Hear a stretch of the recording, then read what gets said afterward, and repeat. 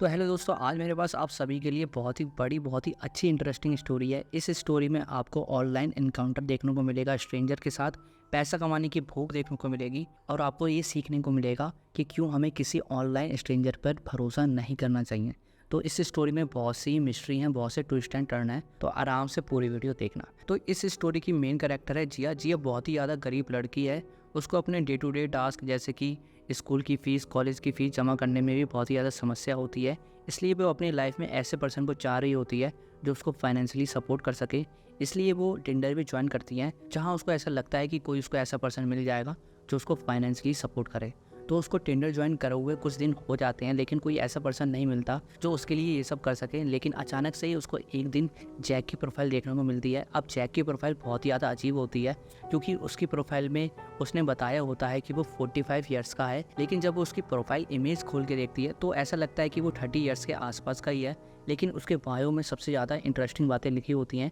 उसने अपने बायो में ऐसा बताया होता है कि वो एक बिजनेसमैन है और वो एक ऐसे पर्सन से कनेक्ट करना चाहता है जो उसके लिए छोटे छोटे टास्क कर सके, और वो उस पर्सन को हर टास्क के बदले $700 का पेमेंट करेगा। अगर इंडियन करेंसी के हिसाब से देखा जाए तो $700 45 से 50 हज़ार होते हैं। तो जिया जब ये प्रोफाइल देखती है और उसका बायो पढ़ती है तो वो बहुत ही ज़्यादा भौचक्की के रह जाती है, और उसको अचानक से ध्यान आता है कि अगर मैं इसके लिए ये काम करती हूँ तो जो भी मेरी पैसों की समस्या है वो दूर हो सकती है। लेकिन उसे अंदर से डर भी लग रहा होता है कि कहीं ना कहीं ये कहीं फेक ना निकले, या मेरे से कोई ये सेक्स से रिलेटेड कोई काम ना करवाए कि कोई मेरे को गलत गलत जगह भेजे। तो ऐसे गर्ल के तौर पर जो वो गलत गलत सोच सकती थी वो भी सोचती है, और वो उसको टिंडर पे राइट स्वैप कर देती है। कहने का मतलब वो उससे कनेक्ट हो जाती है और अब दोनों ही चैट करने लगते हैं। जैक जिया को ये बिलीव दिलाता है कि ये सब जेन्युइन है, उसे कोई टेंशन लेने की ज़रूरत नहीं है। वो उससे जो भी काम कराएगा वो कुछ ऐसे नहीं होंगे जिसे जिया ना कर पाए, या सेक्सुअली या फाइनेंशियली तौर पर ना कर पाए। तो वो उसको पूरी तरह से तसल्ली देता है कि ये सब जेन्युइन है। लेकिन इसके साथ ही जैक जिया को एक बात को बहुत अच्छे तरीके से समझाता है कि जो भी मैं टास्क आपको बताऊंगा उसमें बहुत से ढेर सारे रूल होंगे। अगर आप वो सभी रूल एक एक करके फॉलो करती हो तो आपको कभी भी कोई प्रॉब्लम नहीं होगी। लेकिन कभी भी आप कोई रूल फॉलो नहीं कर पाती हो या कोई रूल छोड़ देती हो फॉलो करना, तब ऐसा हो सकता है कि आपको कोई प्रॉब्लम हो। अब जिया को ये सब बातें सुनकर थोड़ा अजीब तो लगता ही है, लेकिन जिया उस टाइम पैसों को लेकर बहुत ही ज़्यादा डेस्परेट होती है और इसी वजह से वो उसके सभी टास्क करने के लिए हाँ बोल देती है। अब उसके बाद जैक जिया को बहुत से छोटे छोटे टास्क देने लगता है, जैसे कि किसी के लिए कुछ डिलीवर करना, किसी को कोई मैसेज पहुंचाना, कोई छोटे छोटे काम करना, और उसको इस हर टास्क के बदले $700 की पेमेंट मिलने लगती है। और जैसे जैसे उसको पेमेंट मिलती रहती है उसको मनी से रिलेटेड जितनी भी समस्याएं होती हैं वो सारी दूर होने लगती हैं। जिया को भी बहुत ही ज़्यादा अच्छा लगता है कि धीरे धीरे उसकी मनी से रिलेटेड सारी समस्याएं दूर होती हैं। लेकिन उसको अभी भी नहीं पता होता है कि उसके साथ आगे क्या हो सकता है।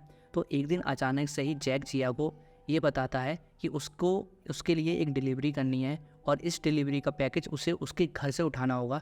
अब जिया को ये सोचकर थोड़ा अजीब लगता है कि अचानक से ही जैक जिया को अपने घर क्यों बुला रहा है, लेकिन वो तब भी हाँ बोल देती है और पूछती है कि कैसे क्या करना है। वो जिया को बताता है कि तुम्हें इस टाइम पर मेरे घर पर पहुंचना होगा। मेन डोर के पास तुम्हें एक गमला दिखेगा, गमले में से तुम्हें चाबी उठानी होगी।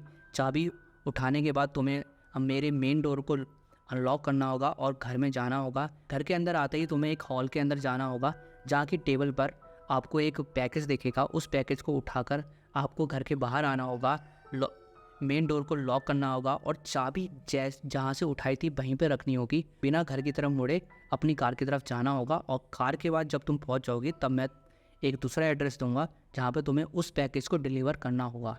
इसके साथ जैक जिया को ये भी बात बताता है कि अगर तुम्हें घर में घुसते हुए टाइम कोई भी पर्सन दिखता है तो तुम्हें उसके साथ कोई भी इंटरेक्शन नहीं करनी है, उसकी तरफ देखना भी नहीं है। सिर्फ तुम्हें पैकेज को कलेक्ट करना है और कलेक्ट करके अपनी कार की तरफ जाना है और कार में बैठ जाना है और मेरे नेक्स्ट मैसेज का वेट करना है।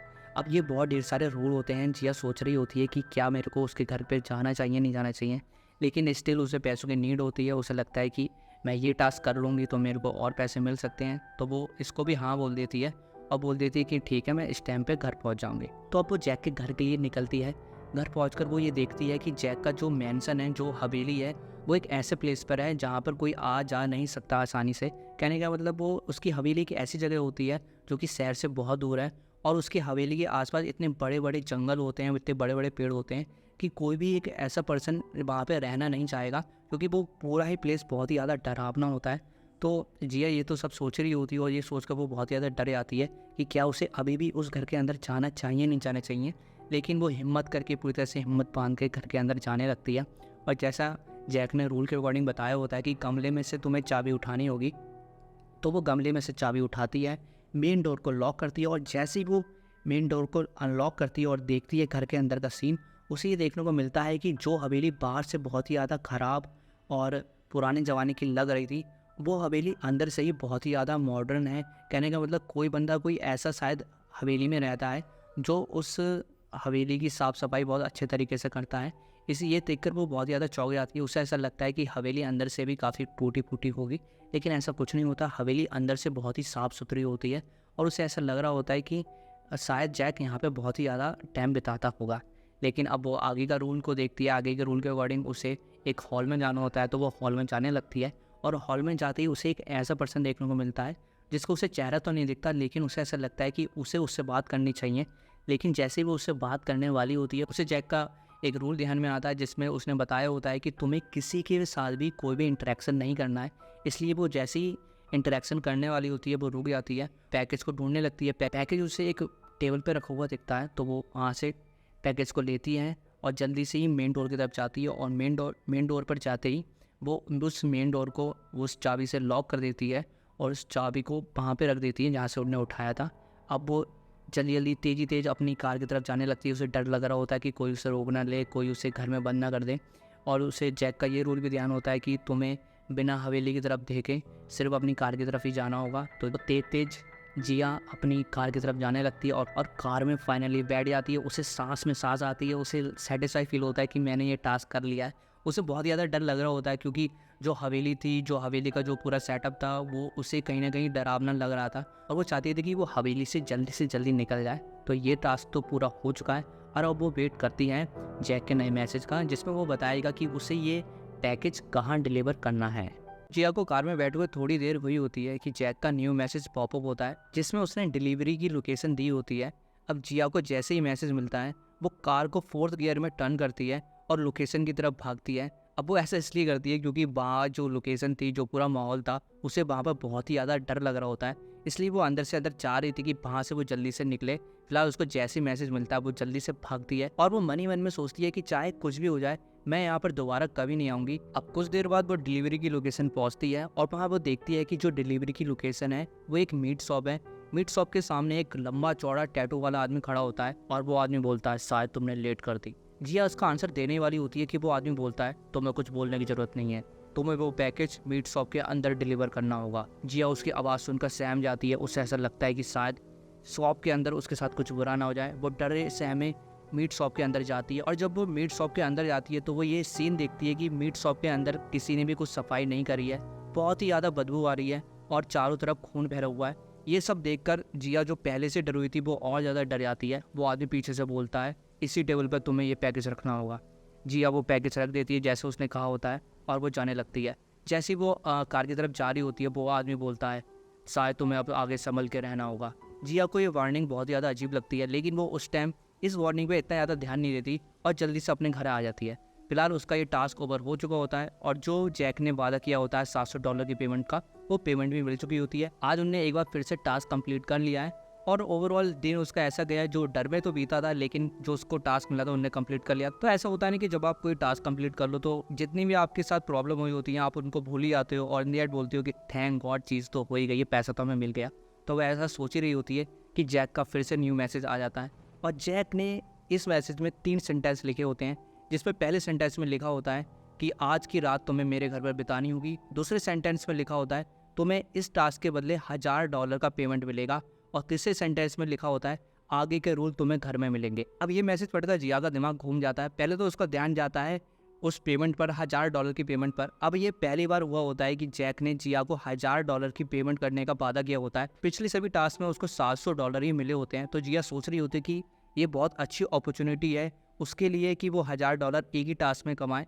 फिलहाल दूसरी तरफ उसका ये भी ध्यान जा रहा होता है कि जिस घर में वो 2 मिनट भी सही से बिता नहीं पाई, वो कैसे उस घर में पूरी रात, वो भी अकेले, एक ऐसे माहौल में बिताएगी जहाँ पर वो नहीं रह सकती। आप समझ सकते हो कि जहाँ पर जाने में आपकी फट रही है और कोई आपसे बोल दे कि भाई तुझे वो हवेली है वहाँ पे तुझे भाई रहना पड़ेगा पूरी रात, भले ही वो कितना ही पैसा दे दे, आपको डर तो लगेगा। तो यही सोचकर वो सोचने लगती है क्या मेरे को बाहर जाना चाहिए नहीं जाना चाहिए। पर इन दी एंड जैसे सबके अंदर लालच होता है, उसका भी लालच किकअप कर जाता है और वो सोचती है कि शायद ऐसा हो सकता है कि वो ये टास्क कर ले $1000 वाला, तो ऐसा हो सकता है कि आने वाले टास्क जो जैक है वो उसको $1000 की जगह $1500 दे। उसे ऐसा लग रहा होता है कि जैसे 700 से $1000 हुए हैं, तो ऐसा हो सकता है कि 1000 से $1500 भी हों। तो उसका ये लालच किक इन करता है और वो जितना भी उसको डर लग रहा होता है, पैसों के आगे वो डर हार जाता है और वो सोचती है कि मुझे जाना चाहिए। तो वो जल्दी से पैकिंग करती है और जैक की हवेली के लिए निकल पड़ती है। और वहाँ पर जब वो हवेली पर पहुँचती है, एक स्ट्रेंज बात नोटिस करती है। वो ये देखती है कि जो पहले जब जिया वहाँ पे आई होती है तो वहाँ पे कोई लाइट वगैरह नहीं जल रही थी। इवन डे का टाइम था, लेकिन वहाँ पे 1-2 लाइट तो जलनी चाहिए थी हवेली में, लेकिन उस टाइम कोई भी लाइट जल नहीं रही होती है। ऐसा लगता है उसे कि उसको किसी ने वेलकम करने के लिए सारी हवेली की पूरी लाइट जलाई हैं, तो उसे ये थोड़ा अजीब लगता है। फिलहाल जैसे उसे पता होता है कि जो हवेली का मेन डोर है उसकी जो चाबी है उसे गमले में से मिलेगी, तो वो चाबी गमले में से उठाती है और एंटर होती है हवेली में। अब हवेली में वो ये देख रही होती है कि जो पर्सन उसे सुबह के टाइम मिला था हवेली के अंदर, शायद वो वहाँ हो सकता है। तो वो इधर उधर ढूंढ रही होती है, वो पर्सन उसे नहीं मिलता है और वो सोचती है कि शायद वो पर्सन चला गया होगा, इसलिए इसी वजह से जैक ने उससे बोला होगा कि आज की रात तुम्हें मेरे घर पर बितानी होगी। शायद उसे कोई देख रेख के लिए चाहिए होगा आज अपनी हवेली के लिए। तो वो ऐसा सोच रही होती थी। फिर उसे वो तीसरा सेंटेंस ध्यान आता है जिसमें जैक ने बोला होता है कि हवेली के अंदर तुम्हें एक नोट मिलेगा जिसमें तुम्हें सारे रूल मिलेंगे जिसके अकॉर्डिंग ही तुम्हें आज की रात ये घर में बितानी होगी। तो वो उस नोट को ढूंढने लगती है। तो उसी हॉल में उसको वो नोट मिलता है जहाँ पर उसने बैगेज डिलीवर करा था। तो उस नोट में कुछ 5 से 6 रूल लिखे होते हैं, जिसमें से पहला रूल ये होता है कि तुम्हें डोर को जैसे ही अंदर आओ घर के अंदर तुम्हें लॉक करना होगा। मार्विन के अलावा किसी की भी कॉल पिक नहीं करना। अब ये मार्विन कौन है मेरे को भी नहीं पता है। तीसरे रूल में ये लिखा होता है कि 10 बजे के बाद तुम्हें किसी के लिए भी डोर को ओपन नहीं करना है। इवन मैं भी अगर अंदर आने की कोशिश करूँ तो तब भी ओपन नहीं करना है। चौथे रूल में ये लिखा होता है कि तुम्हें पूरी रात के लिए टीवी को ऑन करके छोड़ देना होगा, प्ले करके छोड़ देना होगा। 5वें रूल में ये लिखा होता है कि आधी रात में इस हवेली का जो गार्डनर है वो आता है, अगर वो आता है खटखट करता है आने के लिए तो तुम्हें तुरंत ही छिप जाना होगा। 6ठे रूल में ये लिखा होता है कि फ्रिज में जो भी खाने का सामान है तो उसमें से खा सकती हो अब 10 बजे के बाद। 10:16 हो गए होते हैं। 16 मिनट तक जैसे कि रूल में लिखा था कि 10 बजे के बाद अगर कोई भी खटखट आता है तो तुम्हें ओपन नहीं करना है। अभी तक तो ऐसा कुछ नहीं हुआ होता है, लेकिन थोड़ी देर के बाद खटखट होती है। खटखट दरवाजे के बाहर से कोई 2 पुलिस वाले होते हैं, वो बोलते हैं हेलो हमें अंदर आना है, हमें अंदर आने दो, तुम कौन हो, हम अंदर आ सकते हैं क्या, ऐसे करके पुलिस वाले बोलते हैं। जिया जैसी आवाज़ खटखट कराने की सुनती है वो पूरी तरह से सहम जाती है। उसे समझ में नहीं आ रहा होता कि वो आगे क्या करे, लेकिन उसे एक बात ध्यान होती है कि मुझे कुछ भी करके रूल को फॉलो करना है, इसलिए वो शांत हो जाती है। इसके बाद जहाँ डोर के बाहर से 2 पुलिस वालों की आवाज़ आ रही होती है, उसके बाद से 4 हो जाते हैं। 5-6 पुलिस वाले एक साथ बोलने लगते हैं हमें अंदर आने दो। सब खटखटाने लगते हैं, इवन खिड़कियों पे भी खटखटाने लगते हैं कि हमें अंदर आने दो। जिया इतनी खटखटाहट सुनकर, इतने लोगों की आवाज़ें सुनकर सहम जाती है, क्योंकि अगर आप खुद को इमेजिन करो आप एक ऐसी हवेली में हो जहाँ आप अकेले हो और दरवाजे के बाहर से कोई बोल रहा कि हमें अंदर आने दो अंदर आने दो, आपको कितना डर लगेगा, आपकी इतनी फटेगी वो आप समझ सकते हो, खुद ही समझ रहे होगे। तो उसके साथ कुछ ऐसे ही हो रहा होता है, लेकिन वो डरे सहमे अपने बेड में लेटी रहती है और कुछ भी नहीं बोलती है, चू भी नहीं करती है। फिर इन दी एंड जैसे जैसे खटखटाहट की आवाज़ जितनी तेज़ी से बढ़ती है उतनी तेज़ी से शांत भी हो जाती है, और इतनी तेज़ी से शांत होती है कि पूरी हवेली में पिंच ड्रॉप साइलेंस हो जाता है। और इतना साइलेंस हो जाता है कि जिया को उसे अपनी धड़कनों की आवाज़ भी सुनाई देने लगती है, कि वो इतना ज़्यादा डर चुकी होती है कि जो उसके दिल में धक धक हो रही होती है वो भी वो सुन रही होती है। फिर मेन डोर के बाहर से आवाज़ आती है हेलो जिया मैं जैक हूँ, मुझे अंदर आने दो।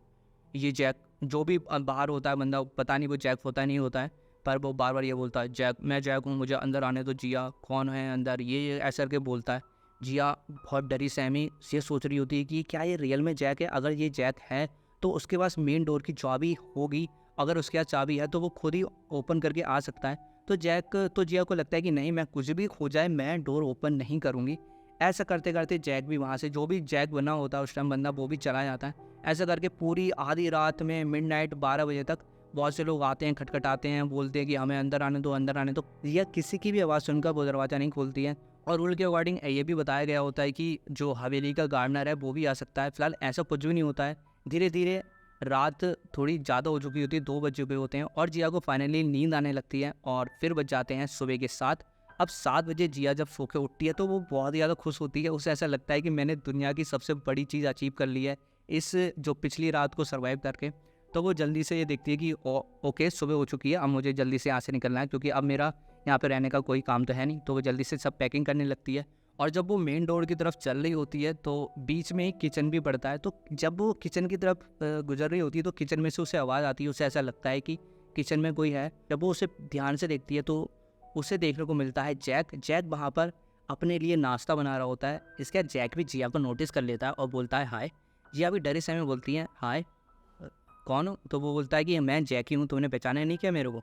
तो जिया फिर उससे बात करने लगती है। फिर जैक उसको इवन अपना नाश्ता भी शेयर करता है, कहता है कि तुम नाश्ता कर लो, सुबह का टाइम हो चुका है। लेकिन जिया के मन ही मन में बहुत सी अजीब बातें चल रही होती हैं। पहला तो ये कि जो उसके साथ पिछली रात हुआ उसका तो डर होता ही होता है, लेकिन दूसरी बात ये भी होती है कि अचानक से जैक यहाँ कैसे आ गया और वो ऐसे बिहेव कर रहा है जैसे कि कुछ हुआ ही ना हो उनके बीच में। जो भी वो टास्क वगैरह देता है वो उससे रिलेटेड कोई भी बात नहीं करता है, बस दोनों नॉर्मली बात कर रहे होते हैं। जैक उससे पूछता है कि तुम कौन से कॉलेज में पढ़ती हो, तुम कहाँ रहते हो, नॉर्मल बात ही कर रहा होता है। जिया को ये सब कुछ सही नहीं लग रहा होता है, दोनों के बीच में बहुत ही ऑकवर्ड साइलेंस होता है।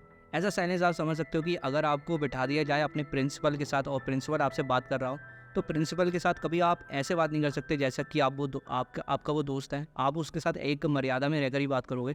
तो वहाँ पर जिया कुछ ऐसा ही महसूस कर रही होती है, उसे ऐसा लग रहा होता है कि मुझे बस एज सुन एज पॉसिबल मुझे इस घर से बाहर निकलना है। तो उस टाइम जिया जैक की बात को बीच में से काट कर बोलती है कि मुझे कॉलेज के लिए लेट हो रहा है तो मुझे यहाँ से जाना होगा। जैक भी बात का बुरा नहीं मानता, वो कहता है ओके जा सकती हो तुम। तो जिया तुरंत ही घर से बाहर निकल जाती है और अपने घर पर पहुँच जाती है। जैसे जिया अपने घर पर पहुँचती है उसके फ़ोन पर एक मैसेज आता है जिसमें लिखा होता है कि तुम्हें $1000 की पेमेंट प्राप्त हुई है। ये देखकर जिया ऑलरेडी और खुश हो जाती है। एक तो उन्हें ये इतनी भयंकर जो नाइट थी वो तो सर्वाइव कर ही लिया, उसको पेमेंट भी मिल चुका है और वो अपने कपड़े वगैरह चेंज कर दिया है। और जब वो कपड़े वगैरह चेंज कर रही होती है तो जो उसे नोट मिला होता है, जो उसे घर में से मिला था सारे रूल्स का, वो नोट गिरता है और वो देखती है कि अरे ये नोट तो मेरे पास ही रह गया। तो वो आराम से बैठकर अपने बेड पर बैठकर उस नोट को दोबारा से खोलती है और जब वो 5वें रूल पर आती है जिसमें ये लिखा होता है कि तुम्हें पूरी रात के लिए टीवी को ऑन करना होगा, ये रूल वो पहली बार पढ़ती है, उसे समझ में नहीं आता, उसे शौक लगता है एकदम से, शायद वो ऐसा हो सकता है कि वो भूल गई हो।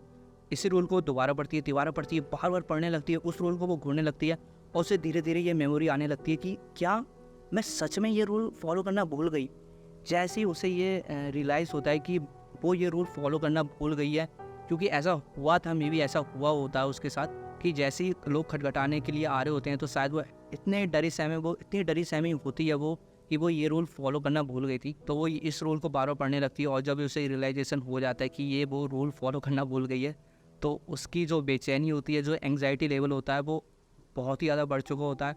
उसे अब जैक की यही बात ध्यान में आ रही होती है, जब तक तुम सारे रूल फॉलो करोगी तुम्हारे साथ कोई भी प्रॉब्लम नहीं होगी, लेकिन जिस दिन तुम रूल फॉलो करना भूल जाओगी तब तुम्हारे साथ कुछ बुरा हो सकता है। ये बात उसके दिमाग में घूम रही होती है। फिर अचानक से जैक का मैसेज आता है जिसमें उन्हें लिखा होता है कि मैं अभी कुछ दिनों के लिए शहर से बाहर हूँ, इसलिए मैं अब 5 से 6 दिनों तक तुम्हें कोई टास्क नहीं दे पाऊँगा, इसलिए तुम रेस्ट करो। अब ये मैसेज पढ़ के जिया का और दिमाग ख़राब हो जाता है। वो ये सोचती है कि जैक जिस जैक से वो बात कर रही है वो तो ऑलरेडी बाहर है शहर से, तो जिस जैक से वो अभी घर में मिली थी वो कौन था। अब जिया का और ज़्यादा दिमाग ख़राब हो जाता है, उसे समझ में नहीं आ रहा होता है कि कौन रियल जैक है कौन फेक जैक है। अब उसके दिमाग में बिल्कुल भी बातें क्लियर नहीं होती, इवन वो इस बात से भी डरी होती है कि उसने एक रूल फॉलो नहीं करा है। तो जो दोनों ही बातें उसका एंग्जाइटी लेवल बढ़ा रही होती हैं, वो उस लेवल तक जा चुका होता है कि वो उसे हर चीज़ से डर लग रहा होता है। फिलहाल इसके बाद एक मैसेज और आता है और ये आता है एक अननोन नंबर से, जिसमें एक फ़ोटो होता है और एक मैसेज होता है। फ़ोटो में जैक खड़ा होता है उसी टीवी के सामने जिसको उसे रात में ऑन करके छोड़ना था। फिलहाल इसी फोटो के नीचे लिखा होता है जिया शायद तुम टीवी ऑन करना भूल गई थी और अब तुम्हारे साथ कुछ बुरा हो सकता है, वॉच आउट।